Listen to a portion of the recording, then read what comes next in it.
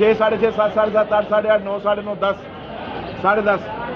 लिखने 1000 नदीम को लै जा उनका अनवर रखिया लाई चूहे दे कि दूजे दे वो परले नदीम को चूहे को ना लाई 8 साढ़े 8 9 साढ़े 9 10 साढ़े 10 11 साढ़े 11 12 साढ़े 12 13 साढ़े 13 साढ़े 13 साढ़े 13 साढ़े 13 रुपये जगह और पीछे पीछे नगद दुआ 6 साढ़े 6 7 साढ़े 7 8 साढ़े 8 9 7 साढ़े 8 चल चल चल